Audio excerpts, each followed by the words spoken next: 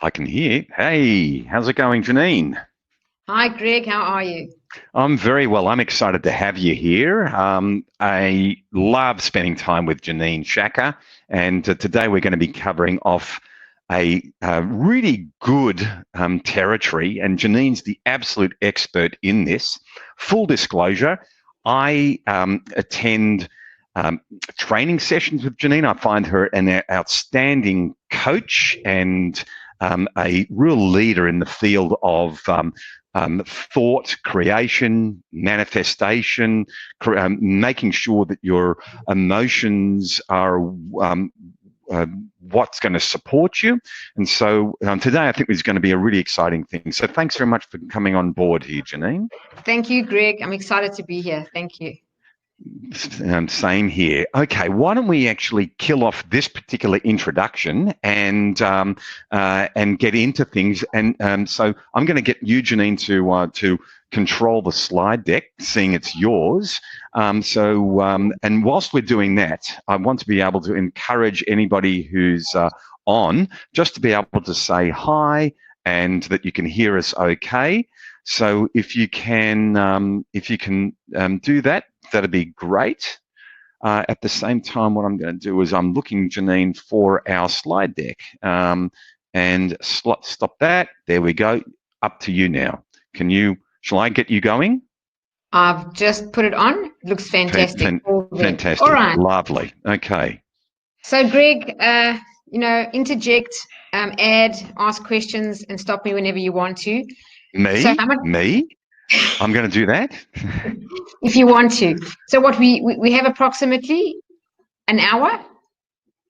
Yes, we do. And I'm going to encourage, just before we get into it, I want to make sure I'm repeating here because we're just getting set here on the slide deck. I want to say if you can hold your questions until the end, we will get to those. But please hold those. And I'm getting thumbs up from people saying that they're in. So all good. Over to you, Janine. Yes, first, a very warm welcome to all those who've actually joined, and I commend you because you are taking an interest in improving yourself and your life. And this is exactly the topic we're going to talk about today. It says taking charge of yourself, but really the truth of the matter is it's about your happiness and your success. And that's what we're aiming for. How we get there is taking charge of yourself. And I'll have to just say at the outset, this is not trying to prove that anyone's deficit in any way or lacking in anything. This, even for myself, was a blind spot. And I would say 98% of people have what I'm going to share with you today about taking charge of our emotions as a blind spot until they get information like this and change their own awareness. Can they really make fantastic strides towards a happier life and a more successful life? And that's the end goal. So the awareness that we're going to get from today came to me through Dr. Wayne Dyer. Wrote an amazing book, and maybe the story is quite valuable to share.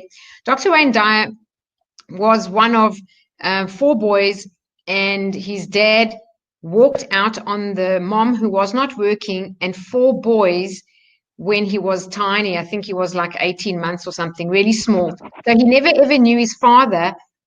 But as he grew up, he was very resentful and angry that a man can just walk out on a mom and 4 boys, and she wasn't working and never paid 1 cent to see that they were okay. He never actually came back into their lives. So he, as an adult man, really had this resentment inside and kept looking for his father.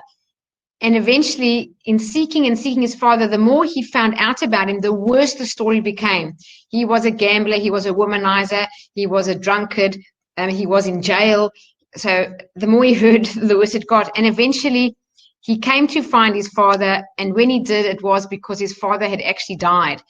And so he thought he still wants to make peace because he really had these dreams and nightmares of finding his father and shaking him and screaming at him and maybe even punching him for what he had done. He was so angry.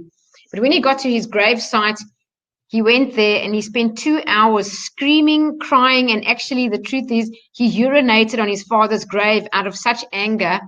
And then he turned around after being exhausted after 2 hours of that. And as he was leaving and undoing the gate, he said it felt as if a presence grabbed his shoulders, turned him around, and said, "Just go back. You're not quite finished yet." And this feeling came over him of peace and, believe it or not, love.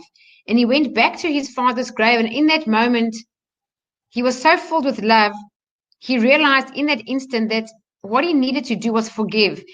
And then he opened his mouth out loud and he said to his father, "From this day forward, I wish you love, I wish you love, I wish you love." And then he just cried and he felt washed clean and he felt so filled with peace inside. And it was from that place, he got in his car and he drove to a hotel, stayed in the hotel for 2 weeks and wrote this book, Your Erroneous Zones, which became an international bestseller and probably his most successful book of all time, selling over 30 million copies. So I'm going to share one of the insights from this book, which is this thing about taking charge of yourself. And what it really is, an erroneous zone comes from the word error. Many people used to put their book in a brown paper bag because I thought it was about erotic things, but it's not erotic things. Erroneous comes from the word error. It just means wrong thinking. And it says there, these are traps of negative thinking and destructive patterns which actually act as barriers to our success and our happiness. And every one of us, to some degree, have this very erroneous zone I'm going to share with you today. I don't think anyone, unless they're highly evolved, are missing or escaping this.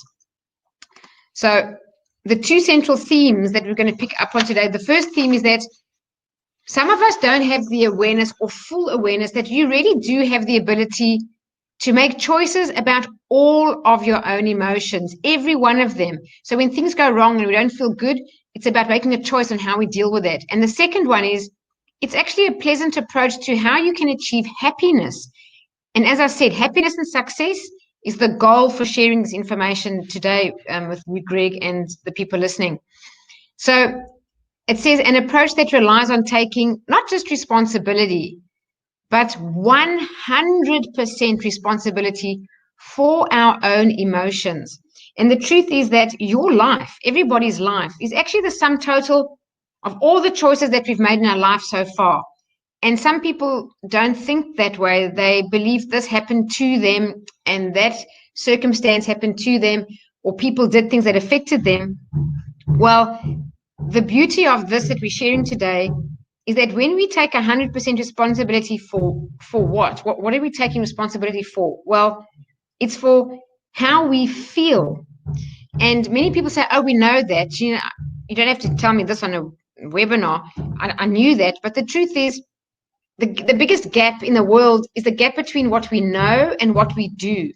That's the biggest gap for everyone. So we may know this, but practicing it is a whole new thing.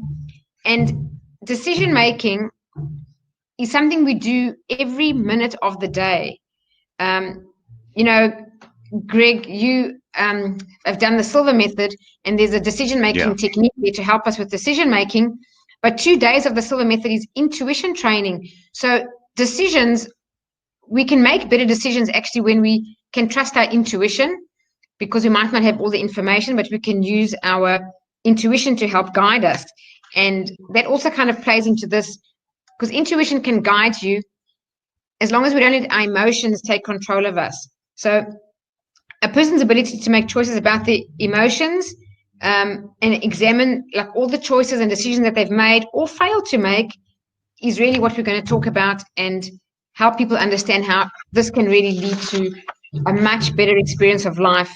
And And if I can hop in there, Janine, just a couple of things. One is there's some banging going on. Am I hearing that, or is that something that's coming out from outside? Sorry, I think someone's building on the upper level here. I do apologize for that noise. Okay, no worries. So at least what we're doing is we're handling that in case everybody else can hear that. So we've got to get a broomstick and bang them just be quiet. But okay, so that's what we're dealing with. We're dealing with live production. Is it very loud? I was there enough, but we'll now that we know that what's going on, that it's okay, and look, it's stopped. And the other thing is that your philosophy and about this is very much about not what happens to you, but it's about what comes from the inside out rather than the outside in. And that this probably segues then into this next slide. Would you agree with that? 100%. And when you look at the slide and you see the two words there in green, I'm not suggesting that anyone here is a victim. I mean, it may be, but I don't know. But that's not what I'm trying to aim at with this slide. What I'm saying here is all of us, at time in our life, at time to time, from we have an experience where a bit of victim mentality is what we are experiencing, unless we are very, very self-aware. So it may not be all the time. It's like a spectrum, like a sliding scale. What we really want to achieve is a permanent state of victor mentality. That's taking ownership of all the good in our life, all the bad, all the ugly. It's saying, this is my responsibility. If you look at your life, where you are right now, saying, I take 100% responsibility for the life I've created and what I'm experiencing today. I also take full responsibility if I don't like something to change it.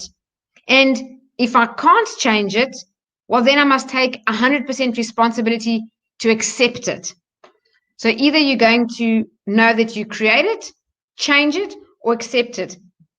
The hardest things in our life are when we so desperately want a situation to change that's bringing us some level of unhappiness or dissatisfaction or frustration or anger, and we want this to change so badly and it doesn't change. Well, there's a reason for that, because when situations or people don't change, the only thing left to change is ourselves. And that's actually growth. That's the growth of life, is when the situation's never going to change. It's like I had it at work years ago when I was in corporate, frustrated with a bonus that was never paid correctly. I got about less than 25% of what I should have got, and they never fixed it. And we had meetings after meetings. They all acknowledged it was wrong.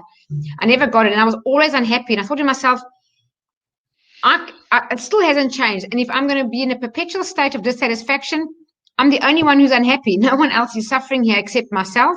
So I have to accept, and that's the choice we make. So it comes down to feelings and how we choose to feel about any situation. So the whole conversation today is really about knowing how to manage and choose our feelings.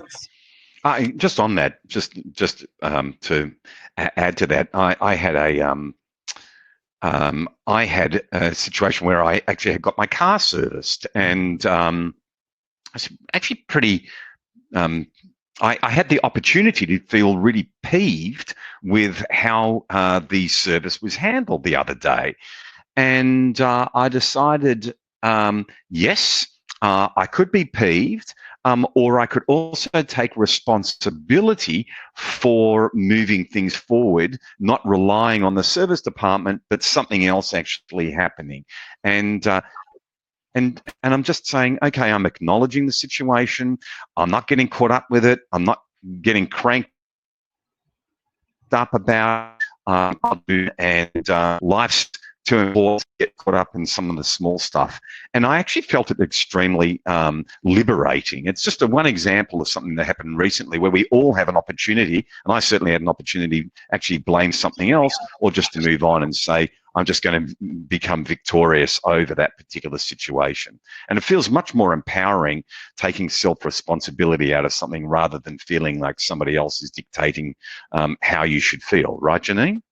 Absolutely right. And that awareness that you had helped you to make a choice, and you said the word empowered. So you actually made a choice to choose how you feel, and that made you feel empowered, because the victim mentality is we don't have the awareness. We think things are happening to us. We just let our feelings run us, and we feel really bad, and we feel disempowered because look how you make me feel. You know, you look how you upset me, or look at whatever's going on isn't working for me. So it's in the topic of happiness and your own IQ. Well, what's really interesting is in the book, when Wayne Dyer writes about this section, he explains that intelligence is something that we often think is about our ability to solve complex problems, or how well we read, or how well we can write, or can you solve complex equations, and that determines if we're very intelligent or not. And actually, the true measure, the true barometer of intelligence is, listen to this, are you happy? He said that's the true barometer of intelligence, because if you're happy, it means you have emotional intelligence and are able to manage your emotions, because what you just said, Greg, is circumstances are going to happen. It's how we choose, and that's the important word, to actually respond to it. So a person can begin to think of themselves as truly intelligent on the basis of how you choose to feel in the face of trying experiences. Because the truth is, everybody has difficult times.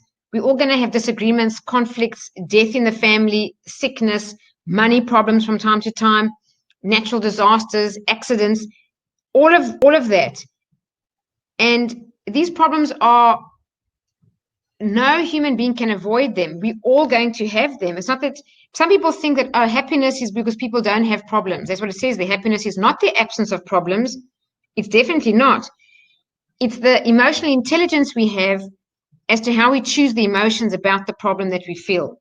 So when some people look at a very happy person, they go, that person's so lucky, and they're always happy, and things are always working out for them. They don't have no problems in their life. They have a different way of responding to them from an emotional point of view.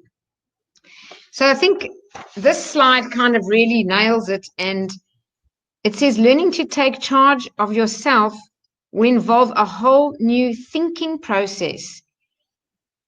Because when we want to take charge of our lives, we have to change the way we think, especially about when things go wrong. Because often people think that feelings are not emotions, that people think that feelings are just emotions that kind of happen to them. So now I'm unhappy. Why are you unhappy? Oh, I just am. Why are you angry? Oh, well, I can't help it. This thing went wrong. Well, feelings are not just emotions that just happen to you. Feelings are actually reactions that we choose to have. And that's a hard pill to swallow for people who may not have had this awareness before. I know for me, it was like, whoa. So all the times I was angry and upset, it was actually myself. And then the book says, yes, actually it was. Why? Because we have the power to think any thought we want. If I said you think of a yellow banana, you can. Okay, that's a silly one. But if something was going wrong and you really tried to think in a different way, in a positive way, you really could. So when we really want to be in charge, it means we want a happy life. We want a peaceful life. If anyone here listening doesn't have such a happy life or such a peaceful life, I'm here to tell you it all depends on the way you think. And to explain this the best way is think of children. Children, when they don't get what they want, what do? You've had a 2-year-old in your life. They're big now, Greg, but how did your 2-year-old behave when they didn't get what they really wanted? They had a tantrum. They had a tantrum. And if they were so very angry and they had something in their hand, sometimes they'd even throw it. Right? So you could say to a child, can you explain what emotions you have? They can't explain it. They haven't got the intelligence yet to understand what emotions are, but they feel these things they don't like, and then they act out.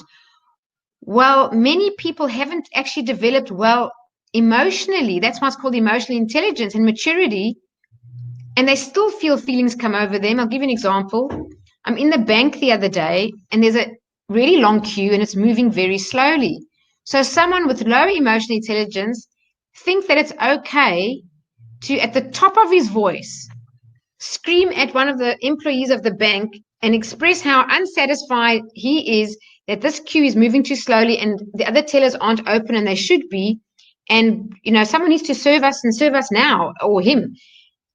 And that's more like a child. A child would act out like that. Emotional intelligence would probably call someone aside and say, is there any chances I can come back or can move this a bit faster? Could you open another teller? So that's exactly what we're talking about. That's an extreme example, but you get the idea of that person was really unhappy and felt a victim in that situation. Well, all the feelings we have, every feeling is actually first preceded by a thought. And what a thought is, it's like a switch. When you think the thought, immediately a chemical reaction takes place in the physical body, and the awareness of the physical change is what we call a feeling. Many people don't know that. They wonder, what is this thing of a feeling? Well, it's a chemical response, a physical reaction. So look at the lady at the top. She's blushing and her cheeks are going red. She's thinking a thought, and that thought is causing a chemical reaction, and she can't control it unless she controlled the initial thought. So, Right. I'm embarrassed now. So the next lady's crying. So she had a thought, and then the physiological changes in the body caused tears to come out. So another physical change. That man there who's nervous, if anyone's ever had such nervousness that you felt sick in your stomach or feeling of nauseous when you're so upset about something, it's a thought that causes a physiological change, chemical reactions, and that's the feeling. And that last one of being in love, I'm assuming that woman's in love with that guy, that's the best feeling, hands down. There's no feeling on earth better than being in love. And that, again, the thoughts we hold about this person have the chemical reactions in our body that are so awesome. We have a feeling second to none. So just the knowledge that you first have a signal from your thinking center, and that changes your heart rate or your blood flow or whatever, that causes what we call feelings. But and just on that, just if we can go back to that slide before, Janine, and that is that a lot of the time thinking, thoughts, feelings, physical reactions can be instantaneous. And so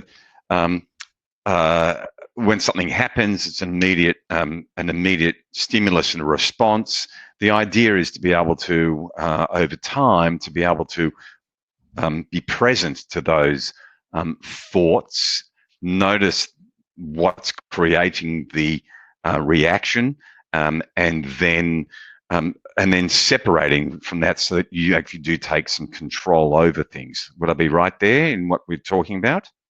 Absolutely. And the most valuable thing that you said, I'd like to just repeat it if anyone's making notes. The gap between stimulus and response. There's a gap, and that gap is what you're saying, Greg, is a person's point of power. So the feeling of being empowered and taking charge of yourself and your life is the title. That power comes from that millisecond gap between stimulus and response, where you decide to choose your response.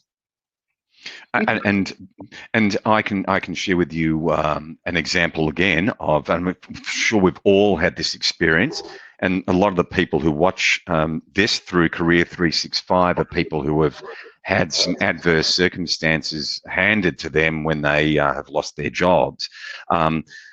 Having said that, I remember again. Well, let's use the example of the poor service experience of the car, and that is that I could have felt pretty poor about things, but I noticed as that thought was coming up, or as that feeling was coming up, to actually separate, and rather than fuse with that and identify with that particular feeling, as the guy in the bank queue did, just the feeling of separating and noticing what was rising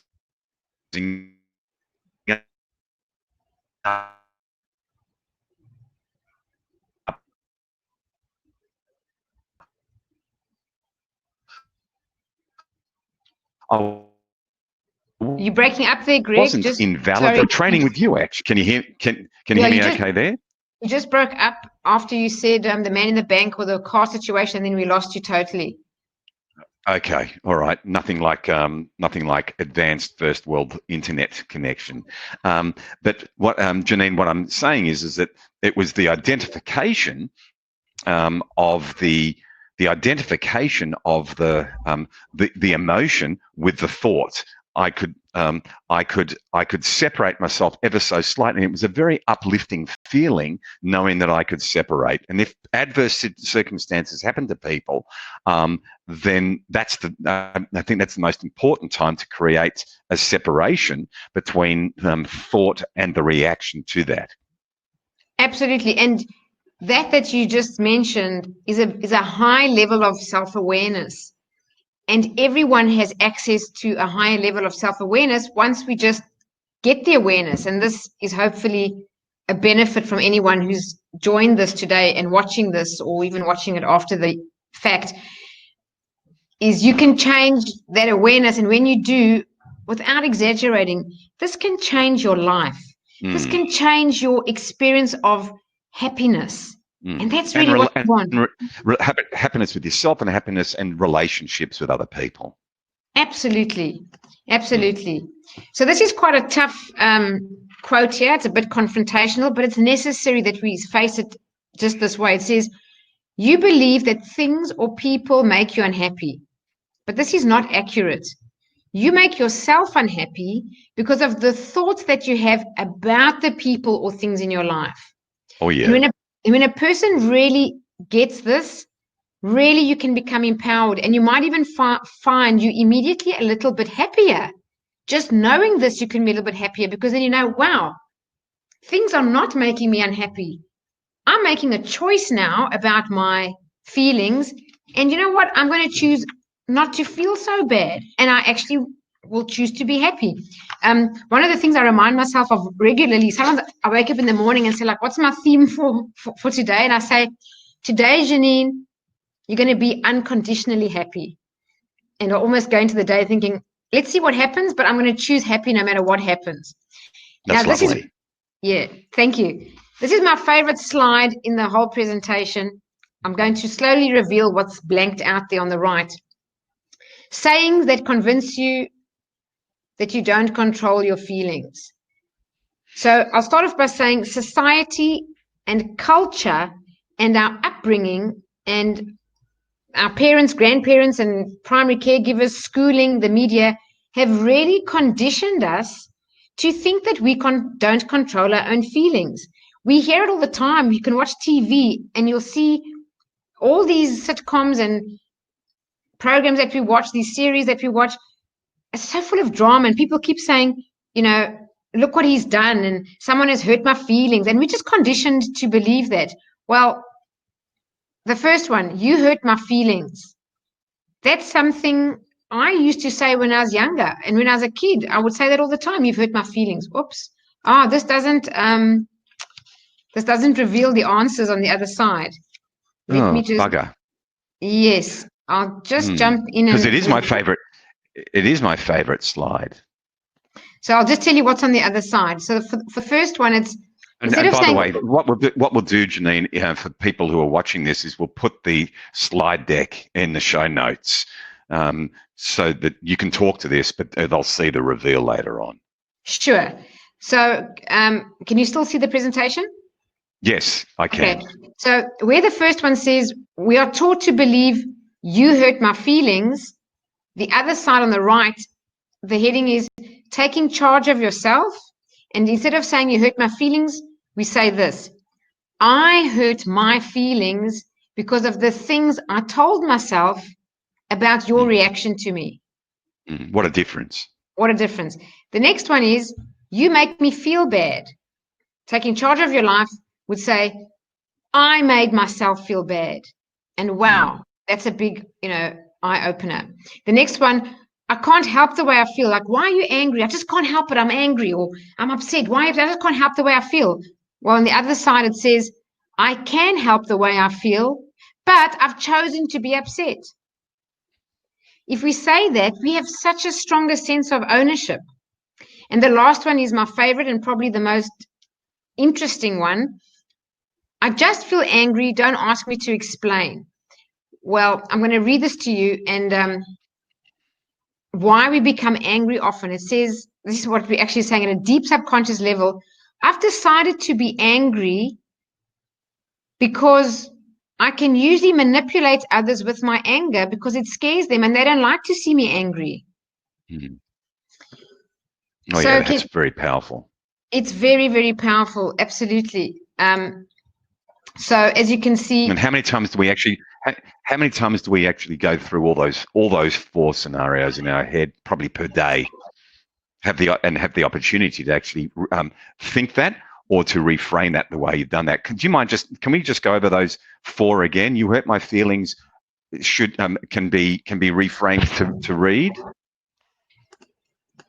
I hurt my feelings because of the things I told myself about your reaction to me. What about the next one? I made myself feel bad. Mm. The next one? I can help the way I feel, but I've chosen to be upset. Mm. And the last real zinger? I've decided to be angry because I can usually manipulate others with my anger because it scares them and they don't like to see me angry. Mm.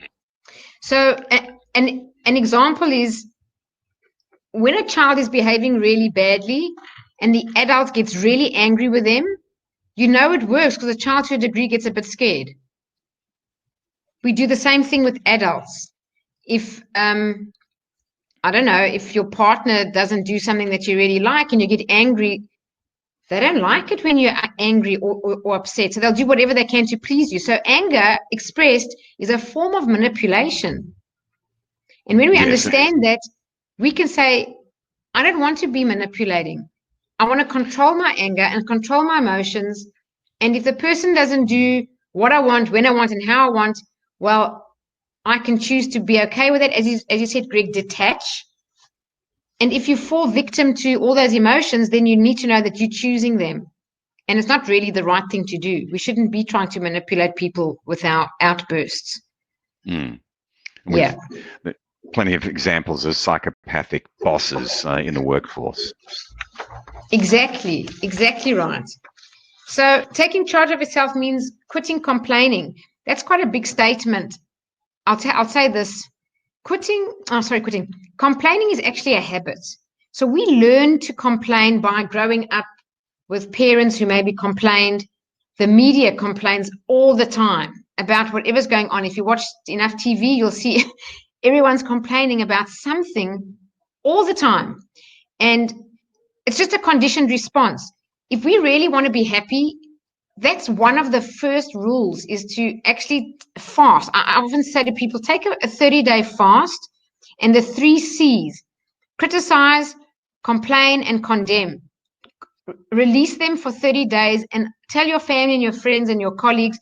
So if you do complain, they can say, whoops, I caught you complaining or criticizing or condemning. And then maybe you got to put, I don't know, $5 in a jar or something. And then you go and spend it on dinner at the end of the month. But you'll see how often we complain, whether it's about the weather, the traffic, the smallest things. It's just a habit. If we can really quit complaining, it's one of the best things we can do in our life because we can become the source of our own solutions. It says they don't find fault, find a remedy. And that's the truth. Because if we complain, what does it say? It says that I'm unhappy and I'm stuck here. This is as best as it's going to get. I'm stuck.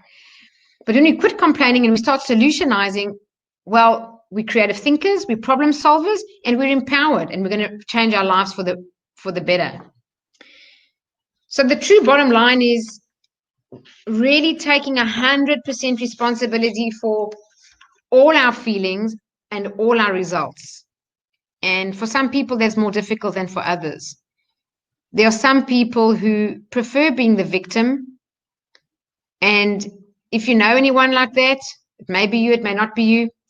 The pathway to happiness is to shed that thought and really adopt the understanding that I'm 100% responsible. And, I learned this years ago at a John Maxwell seminar. He's the world's best leadership author and speaker. And he said, when you take 100% responsibility for everything in your life, you'll have more motivation to live your dreams, more motivation to be successful. You'll probably get better results in whatever you're doing just by taking full responsibility, because then you own it. And then you know that, well, if I want better, I create it. It's a far more just the energy around that statement is very uplifting. I find it personally very, very helpful, very uplifting to know that I'm the one in charge. I'm not waiting for things to happen to me. I'm the one who can take control. Yes. And if you read the rest of that quote, in order to master this kind of fulfillment, you'll need to repeat endlessly that your mind really is your own and that you are capable of controlling your own feelings. And when you understand and own that, wow, you will be happier. That's certain. You will be happier. And if you're not happy and you're having a bad day, knowing that if you want to take a day out and be unhappy because something went wrong, take the day. There's nothing wrong with it. Mourn the day. take a day out, cry, whatever you do. And the next day, pick yourself up and say, right, I own my emotions, and today I choose to feel better. Yep, absolutely. Yeah. So learning not to be unhappy can be a tough assignment, and this is true because happiness is easy, but learning not to be unhappy is where the challenge lies for many people. It's the unhappiness, how we manage that. We can all be happy, but choose not unhappy, that's a bit more difficult. Happiness is also a natural condition. If you think about babies and kids, they just are happy. They're born, they're happy. Sure. We learn to complain. Children learn to complain by the behavior their parents model. And then they start to complain as well. So new thinking requires an awareness of the old thinking, how I used to think. When I feel bad, how am I thinking? And then change that. Also thinking that the causes of your feelings are outside of yourself is never true. And that will require new thinking and continuous reinforcement that everything that I'm feeling is my own and I'm choosing it. So it's really just learning a new habit. And for some, it's easier than others, depending on who we are. But if you were a person who had more of a victim mentality, it's a habit way of thinking, and you can change it. You can create a new habit, and your life will be much, much better. I love this. It's so true. This is not easy. It's not an easy assignment to change the way you think or change the way you feel or change the way you live, but it is possible. And why should we do it? We should all do it because it's worth it. And the more you practice this, the better a person's life becomes and the better the results that you get in your life. Henry Ford said, thinking is the hardest work there is. He even said to labor all day, like on a construction site, shoveling soil for 10 hours a day is easier than actually controlling your own thinking and controlling your own emotions. So that's the reason that so few people engage in it. If anyone is joined here and listening to this, you're probably in the 2% of people who choose to control your destiny, choose to own your life and make it improved. And you probably are a person who thinks for themselves, because the rest of the people who have victim mentalities don't actually think for themselves. They're just going with the emotions controlling them. Okay. And just back on that other quote from Wayne Dyer. Yeah. Okay. The point is that the hardest thing is to really take charge of one's thinking, isn't it? Absolutely. That gap I've found, and I've done the Silver Method with Janine. Janine's got the rights to train this in Australia, and it's among other things, it's a mind control or a mindfulness approach to life, among other things. And I have found, as a result of deliberately watching what I'm thinking and how I'm responding to things, I'm far calmer and much more engaged and feel much more uplifted as a result. And we all know that crappy things happen to us all the time. Absolutely. It's how we respond to that. That's really the essence of what we're talking about here, isn't it, Janine?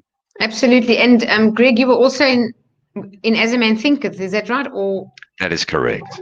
Yeah, yes. So we did the mastermind, like a book study, in-depth, deep dive into the book As a Man Thinketh, and it's the shortest book I've ever read. It's like takes 40 minutes to read, but you study it for a lifetime. And that whole book really creates a very high level of awareness that everything in your life starts with your thinking, your health, your relationships, your success, your circumstances even. And the end of the book, the chapter Serenity, because that's what we really all seek, is peace of mind and a more peaceful life. And we think, if I get there, I'll be more peaceful and happier. If I do that, if I get that, actually you can start now to have a life of peace and serenity if you change the way you think. And in fact, the guy that we're looking at right there, Wayne Dyer, says, when you change the way you look at things, the things you look at change. And when I first heard that statement, I was really flummoxed with it. But the more one understands that one has complete control about the gap between the ears here, and that's the hard part. But when you change the way you look at things, the things you look at change. Life changes, and in that book, As a Man Thinketh, if I remember the quote, and it is circumstances reveal the person. How does that quote go again, Janine? It's circumstances. Circumstances don't make a man; they reveal Yeah. him to himself.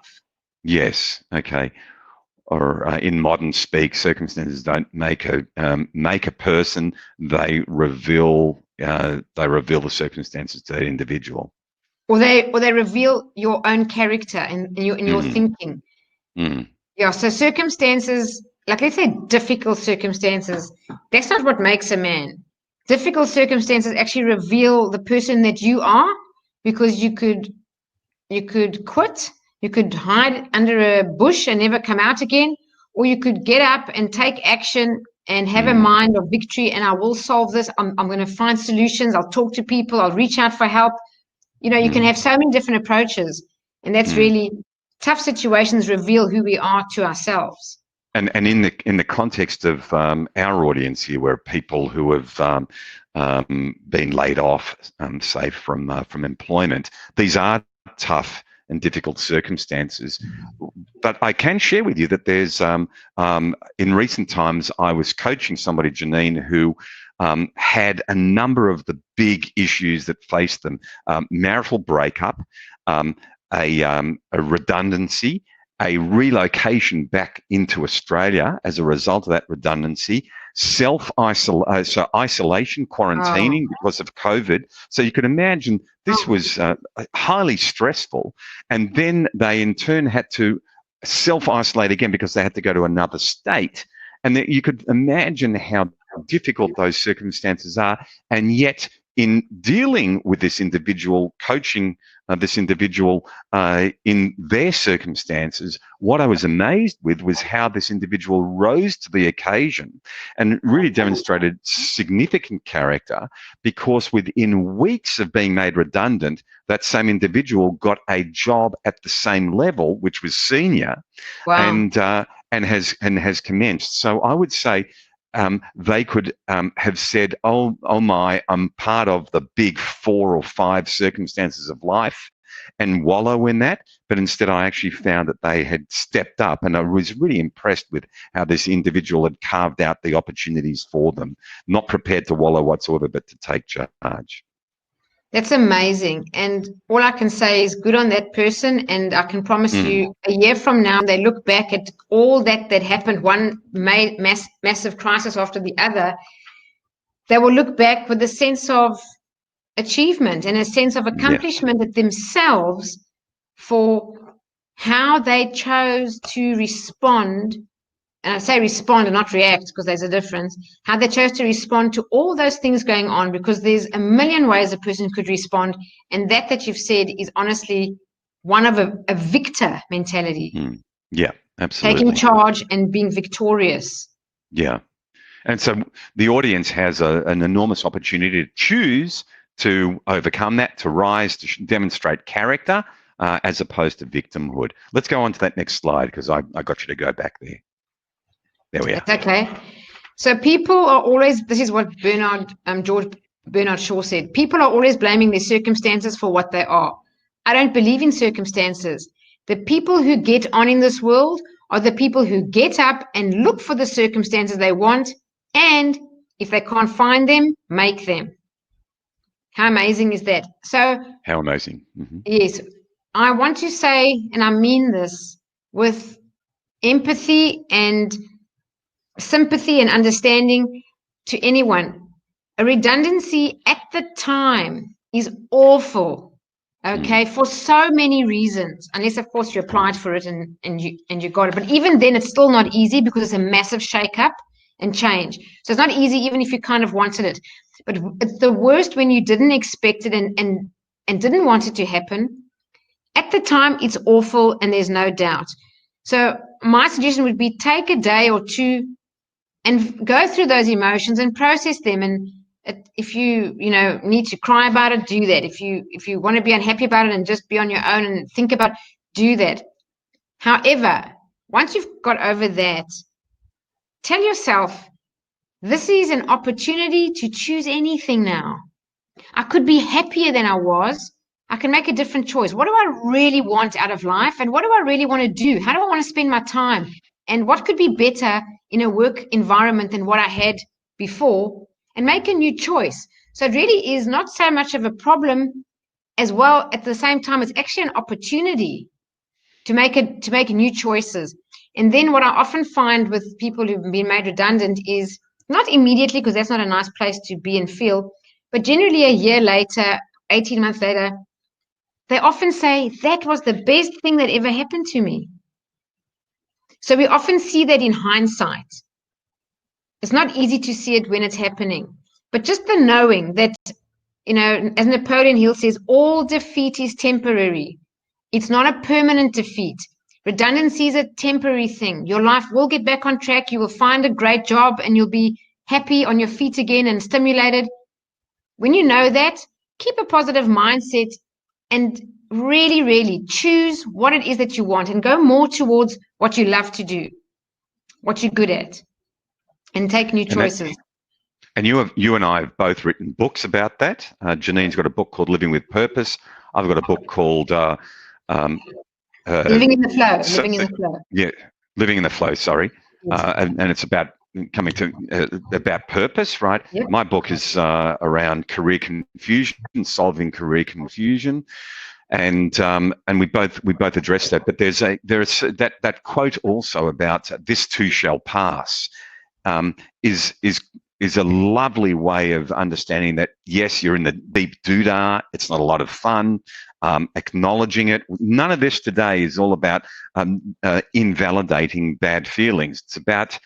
It's about choosing how to think about those circumstances and to acknowledge that you can feel down and disappointed about things, but then to take proactive decision to think in a different way to move forward, correct? Absolutely right.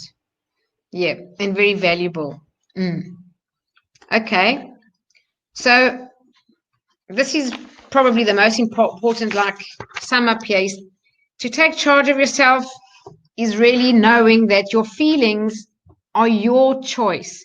And when you really, really know that and you never question that again, and it's something that you don't just believe, but you know deep inside, every feeling is your choice. I have to tell you, you'll step into a whole new world. And that whole new world is one of freedom and unconditional happiness, because you can choose. You can choose to have happiness. And we know that it's just a habit. If we've ever felt that things happen to us and we can't control our feelings, but you can use your mind to create the terrific habit of not being upset when things go wrong. So that can actually be learned behavior. And that's the most important thing. So just that kind of awareness. The next one is choosing health over illness. This is a really interesting one, and it's a chapter in As a Man Thinketh, the health in the body. Believe it or not, we can choose to have better health. And if we really choose healthy, we can have more health. And people get upset sometimes with me and they say, but I've got this condition, and they've proven that all conditions start with some form of emotional upset. And even when children are born with some condition, the mother, they are linked as one body with the baby in the mother's body. The baby picks up that energy of the mother. But when we go into our life, people who are very positive and optimistic tend to have less illness and less sickness. And people who don't take charge of their emotions tend to be more ill and more sick. And like, things happen to me. Now I've got this sickness, now I've got this thing. So health is really something really, really important. And, one element that I'll just make people aware is that some people can't not identify with their illness. It's part of their identity. So they tell people they've got this chronic condition. Every time they eat something, they can't have it because of this condition, or they can't do something. It's part of their identity, and they're not really sure how they would be without it, because it's how they introduce themselves all the time. If you had the awareness that if you want to live without it, you can choose to, and then start thinking like that. Think like you don't have it. How would you feel if you didn't have it? How much more freedom would you have? You could eat whatever you wanted, whatever the condition could be. So being healthy is also a choice to a very large degree. And a lot of people get sympathy when they're ill. And that's actually a bad thing, because even children have been conditioned that when they're unwell, what do? They get all their mother's TLC. And if they don't have enough love and attention when they're well, when they get sick, they sure as hell get all that TLC. So there's, again, a conditioning from our culture and society that when we have a condition that's unhealthy, we seem to get more attention. And that can actually play out in adulthood. But really loving yourself and loving your health is really important, and choosing to get well no matter what. If you really want to get well from any condition, I'm here to tell you it's possible. Google it. Any condition, you'll find someone who's cured themselves of it, whether that's cancer, multiple sclerosis, cystic fibrosis, and I'm being serious, all these conditions. Paralysis. I know someone paralyzed from the neck down from an accident. 7 years later, perfect health, climbed Mount Kilimanjaro. Any condition, if you Google it and you want to cure yourself and you make a real effort with your mind and with your feelings, it's possible. You've got to change limiting beliefs that you have. And then, of course, taking charge of yourself is avoiding immobilization. That can range from total inaction to mild indecision or just hesitancy. So anger, shyness, hate, jealousy are really a way of you saying or feeling or doing something that's preventing you from really going further and being more of just the person that you are and doing what you want. So I think any negative emotion, no matter what it is, to some degree or another, keeps us immobilized. And then the next one, the importance of living in the present moment. You spoke about that, Greg. You were talking earlier about being present with your car situation and making a different choice.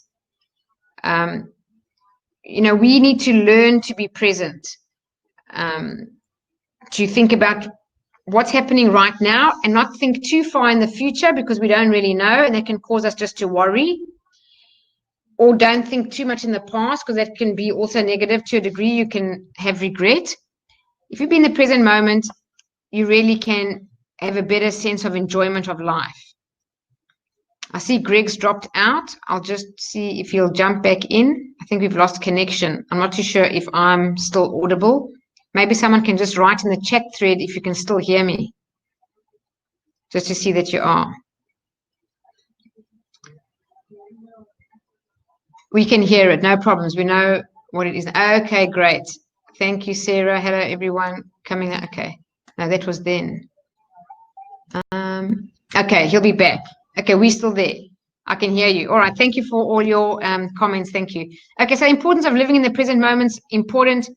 Getting in touch with the now. Avoiding the present moment is almost like a cultural disease that we have when we're continuously conditioned to sacrifice the present for thinking and worrying about the future. And again, as I say, that's a habit, and we can really just create a new habit by just being more and more mindful and aware. So this attitude is not merely the avoidance of enjoyment in the now, but an evasion of happiness forever. And that's what we don't want that. So let's be more present. And the last one is fantastic: growth versus imperfection as motivators. You can be motivated out of the desire to actually grow rather than a need to repair your deficiencies. It's a more positive way. I think I want to grow. I want to become better. The person I become over time is better, stronger, more empowered. And if you recognize that you can grow and you can improve and become more and become greater, then that's really what you need to keep moving forward. So when you choose to be mobilized or to experience hurtful emotions, what you've really done there is made a no growth decision. And obviously, listening to this, there's so much opportunity for us to grow. And what I mean by growth is make better choices and become a new person with better habits, and making choices about our feelings, looking at our circumstances, no matter what they are in our life. And Greg, thank you. You dropped out there. Are you back? Yeah, but how weird. In any case, I'm back. Good. And I did ask the people if they can still hear me, and they all said yes, they can. So I just carried on, and glad that you're back. So I really summed up the slide already, and the last one's quite important, that we choose growth. Every time we make a better choice, it's growth. And the more you practice that, the more it's who you become. And your ultimate purpose for having any goal in life is not so much the having of the goal, it's more about who you become as a person, as a character that can actually manifest that goal or create that life. It's who you become. It's always about growth. And I love this quote. It's by John Maxwell, and it says, the only guarantee that tomorrow will be better is that you're growing today. What a beautiful quote. Yes. So personal That's growth. if you choose to, personal growth, and again, taking self-responsibility to grow. Absolutely right. And then just this is the slide here. It's talking about the silver method. It's about the mind. It starts with all our thoughts. Any feelings of happiness, enthusiasm, inspiration, confidence, calmness, harmony, and peace depend upon the type of thoughts that habitually occupy the mind. And it really is habits. And the same as negative feelings. All negative feelings, if we have them often, it's a habit. And the importance of mind control, meaning you can choose your emotions, and the more you choose them and take control and be more self-empowered and take 100% responsibility, really and truly, the better your life becomes. Back again, happiness and your success and your health, to be honest. Yep. So this is the sum up for people who watch the whole thing. There's just notes, your ability to make choices about your emotions. That's what it's about, taking 100% responsibility for everything in your life. No victim mentality, being rather a victor. And the intelligence is really measured by your ability to handle your emotions, not about how to solve problems intellectually. Emotional intelligence quotient is the true sign of intelligence. And knowing that happiness is not the absence of problems. Even people who are happy also have problems. It's how they choose to feel about them. And then feelings are reactions that you choose. Number 6, you have the power to think whatever you choose, and that's your ultimate freedom. You know, even in the Bible, it says dominion over all things. It means dominion over your thoughts, dominion over your mind. Take control of your mind and choose the thoughts that bring you more happiness. And you make yourself happy or unhappy, always. Never blame someone else for making you unhappy, because that's never true. We choose to feel what we choose to feel, even if it's unconscious. Once we become conscious, we can choose better. And then definitely one of the best habits to adopt is to stop complaining and never doing it, and being very aware, because again, complaining is just a habit. Go cancel, and overwrite it with a positive affirmation every time you complain, and slowly but surely you'll complain less. Learning not to be unhappy takes work. It does, but persevere, because it's really worth it for your own happiness. And last but not least, live in the present, because if you're really present, you can't really worry about much. Even if there's something in the future like you're worried about, if you're totally present, how am I right now in this moment? You'll find there's no problem right now. And the more present you can be, you free yourself up from that negative energy, because negative thoughts bring negative outcomes. So don't worry about the future, stay present and grateful for what you do have, what is working for you, and what is right with your life. That's the best advice I have. Great advice. Janine, I want to just say thank you so much to you. It's been wonderful to be here with you. I got thrown out. I don't know actually what happened, but and I could have actually really panicked, and I could have had terrible feelings, but no, separated that. Had a thought, had a feeling, just was calm about it, and sure enough, back here again. So thanks for taking charge whilst I was away. No, pleasure. There's an enormous amount of richness in what you shared. I do want to actually give a plug to you, and that is that I have attended the Silver Method, and only in recent times I've done a refresher. And I would wholeheartedly recommend Janine to be, if you're at all interested in greater happiness and tapping into your creativity, your imagination, your intuition. Janine is an absolute master at leading people through these techniques and really helping people feel a lot happier and much more in control of their lives. So I would wholeheartedly endorse Janine and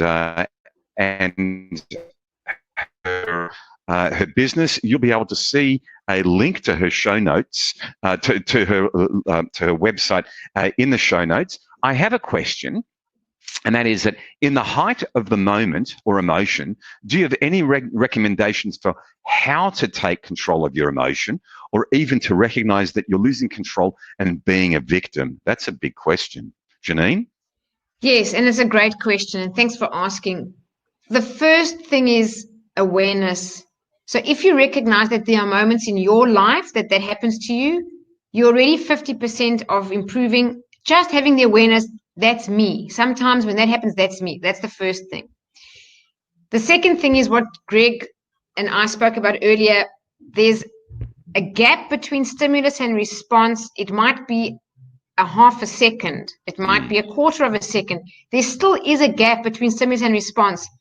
And as something happens, train yourself to just pause. Just pause and say, what's the best response in this moment to become the person I choose to become? If you want to become a person who's more serene, calm, I love calm people. I'm telling you, calmness is a superpower for those people out there. Calmness is when something goes wrong and someone's going, they're freaking out, and there's someone who's really calm and taking charge of things. People gravitate towards the calm one. If there was a crisis going on, would you rather run to the side of the calm person or the one who's having a total freak out? So if you know that gap between stimulus and response, just pause for a second and choose differently. Even if it's not easy in the beginning, take a deep breath and choose differently. If it means you need to leave the room and go for a walk, do that. If it means you need to just stop and close your eyes and take 2 or 3 deep breaths, do that. In the Silver Method, we actually have a technique called the 3 fingers technique, where we go into a meditative state. So the Silver Method is a dynamic meditation program, and dynamic means you actively use your mind, but in a meditative state. And we then visualize ourselves with the resourceful state that you want. So when you wrote there, take control of your emotion, that would be a resourceful state. Not losing control would be a resourceful state, and not being a victim would be a resourceful state. So you go into your mind and you relax first. We relax you with guided meditation. Then we ask you to bring up in your mind, like on your mental screen, a scene where you could use this resourceful state, live it, and as you see yourself choosing the perfect resourceful state and having the benefits of that outcome, we program in something called the 3 fingers technique. It's like a trigger. It's like an association. And we lock it in, we say, with our 3 fingers. So anytime in the future when we need that resourceful state, we literally just go like that and we access that state, because the subconscious mind is super powerful. And if you tell yourself in a very suggestible state of mind, like in the alpha or theta level, I do this and I'll have that resourceful state, it's done. It's locked in, and it really becomes a trigger, like a conditioned response. And that will be programmed. And I learned the 3 finger technique with Janine, and so as an anchor to those feelings, it was that mantra almost, which was whenever I want to think this way, feel this way, believe this way, and behave this way, then I learned then if I use is put my 3 fingers together, and it will be so. Yes. And then it is, yeah. And the silver method itself became very famous with this particular technique. And I know that I can use the same technique, and people may not believe in it, but I've got my own evidence to prove otherwise in my own circumstances. But when I go like this and I'm very present about things, I can create better circumstances, like the car park that I want, the car spot that I want, things to actually happen, even the phone calls to come into my life that I want, and so on and so forth. It might sound woo-woo, but my evidence is that it works. So have you, is there anything more you want to add to that particular question, Janine? What you said about the 3 fingers technique is very true. And the reason that it may seem woo-woo is because people may not be aware of a universal law, which is the law of attraction or the law of vibration. You don't have to believe in it. It's the same as you don't have to believe in the law of gravity, to fall off a chair. It just is. So the law of vibration works. So if you are in that state of feeling, you attract into your life what equals and it matches that feeling. And you really can. And then just a last note, what this question of Sarah May, confidence, especially with public speaking, that's a resourceful state. And the 3 fingers technique you program in, it's amazing. It worked for me. I was so nervous, and that's how I got to love the silver method. I was put on the spot one day with the presenter not arriving for a tragedy in the family, and I was told to present a presentation I didn't know anything about to 800 people, and I had an hour and a half to prepare, and I prepared what I could, and I visualized and locked it in. And when I got on stage, my heart was beating, my mouth was dry, my legs were shaking, and as I did this, everything calmed down and confidence overtook me. And as you say, Greg, whenever I have the need or desire to think, feel, believe, or behave this way, and it works. So everyone has access to that. Visualizing is a very powerful way to retrain yourself to take different choices. Even if you didn't do the silver method, I mean, I recommend it. It's scientifically proven. But even if you didn't, visualize. And that's the way to really help yourself make better choices. And just before we wrap up, when Janine was mentioning a few minutes ago about getting into a different level of mind, she mentioned beta and alpha. And what alpha happens? And theta. Alpha and theta. Okay. Theta, yeah. And the idea being that within a certain range of the cycle of the brain waves between 7 cycles a second and 14 cycles a second is what's called alpha, and that's where the greatest degree of intuition takes place in that particular range. When we're actively aware, that's called beta. That's between 14 and 21 cycles per second, much more active, less likely to actually get some intuition and some creativity, some imagination, some thoughts that really come through that are very empowering. I want to thank you very much for that session. If we summarize everything, basically what we can do is we are in charge of our own thinking, and by being in charge of our own thinking, we create our own circumstances. Janine, talking about circumstances, I love every time that you and I catch up with each other. It's rich, it's full of learning, and I hope that everybody on the webinar today learned a lot.